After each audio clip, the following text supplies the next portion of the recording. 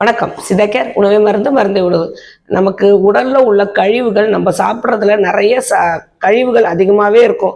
ஏன்னா அந்த கழிவுகள் வெளியே வர வர மட்டும்தான் உடம்புல நஞ்சு வெளியாகும். நஞ்சு வெளியாகும் போது மட்டும்தான் நம்ம உடம்புல எந்த பிரச்சனைகளும் வராது, நோய் எதிர்ப்பு சக்தி அதிகமாகும். இந்த கான்ஸ்டிபேஷனுங்கிற ஒரு பிரச்சனை, அதாவது உடம்புல உள்ள நச்சு அங்கேயே தங்கும் போது நம்ம சாப்பிட்ற சாப்பாடு சரியா செரிமானம் ஆகாம அந்த செரிமானம் ஆகாத உணவு உடல்லே தங்கும் போது அது நமக்கு நிறைய ஒரு கான்ஸ்டிபேஷனாக அமையுது. மறுநாள் ஃப்ரீயாக மோஷன் வராத போது ஒவ்வொரு பிரச்சனையாக நமக்கு வருது. இந்த கான்ஸ்டிபேஷன் வராமல் இருக்கணும் அப்படின்னா ஒரே வழி, நம்ம சாப்பாட்டில் நிறைய ஃபைபர், அதாவது நார்சத்து உணவுகள் சேர்த்துக்கணும். நார்சத்து உணவுகள்னாலே உங்களுக்கு நிறையவே தெரியும், கார்போஹைட்ரேட்ஸ் இதில் கிடையவே கிடையாது. நார்சத்து உணவுகள்னாலே கீரைகள், காய்கறிகள். இந்த கீரைகள், காய்கறிகள், அதுக்கப்புறம் பழங்கள்.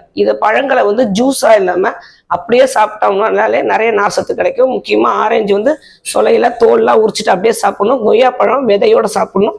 மாதுளம்பழமும் இப்போ விதையோட தான் சாப்பிடணும். இந்த மாதிரி சின்ன சின்ன விஷயங்கள், பழங்கள் முக்கியமாக கான்ஸ்டிபேஷன் மறுநாள் காலையில் வராமல் இருக்கணும் அப்படின்னா நீங்கள் நைட்டு 6லேருந்து 7 மணிக்குள்ளே சாப்பிடணும்.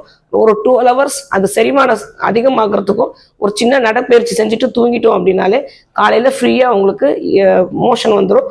ஒரு 12 hours அந்த உடலுக்கு சீராக செரிமானம் ஆகி அந்த நச்சுக்கள் வெளியேறதுக்கு எல்லா போதுமான டைம் கொடுத்துட்டோம் அப்படின்னாலே இந்த கான்ஸ்டிபேஷன் பிரச்சனை வராது. ஏன்னா கான்ஸ்டிபேஷன் வரும்போது உடம்புல உடல் சூடு அதிகமாகி உடம்புல உள்ள தண்ணி, வாட்டரி சப்ஸ்டன்சஸ்லாம் குறையும் போது தான் இந்த மலம் இறுகி வெளியே வர்றதுக்கு கஷ்டமா இருக்கு.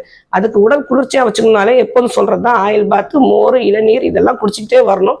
அதே மாதிரி காலையில ஏந்திரிச்சோன்னே நீங்க நல்ல ஸ்ட்ரெஸ் எடுத்து அந்த மோஷனை வெளியே தள்ளும் போது அந்த ஆனஸ்ல உள்ள நரம்புகள் எல்லாமே புடைச்சு போய் கொஞ்சம் கொஞ்சமா பைல்ஸ் வரத்துக்கு இது ஒரு முக்கியமான காரணமா அமையும். அதனால நம்ம உடல்ல உள்ள கழிவுகள் 24 மணி நேரம் சாப்பிட்டோம் அப்படின்னா, ஒரு 12 மணி நேரம் சாப்பிட்டோம் அப்படின்னா 12 மணி நேரம் அதுக்கு போதுமான சரிமான டைம் கொடுத்தோம் அப்படின்னாலே உங்களுக்கு இந்த கான்ஸ்டிபேஷன் வராது. கான்ஸ்டிபேஷன் எல்லா பிரச்சனைக்கும் ஒரு அடிப்படையாக அமையும்.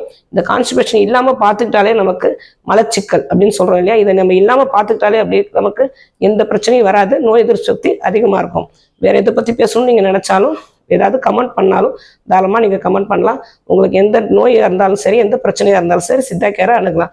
உங்களுக்கு அதுக்கப்புறம் அந்த நோய் திரும்ப வராமல் இருக்கிறதுக்கும் ஹெல்த் டிப்ஸ், லைஃப் ஸ்டைல் எப்படி மாற்றிக்கலாம் அப்படிங்கிற டிப்ஸும் உங்களுக்கு இங்கே கிடைக்கும். ஆரோக்கியமாய் வாழ்வோம்.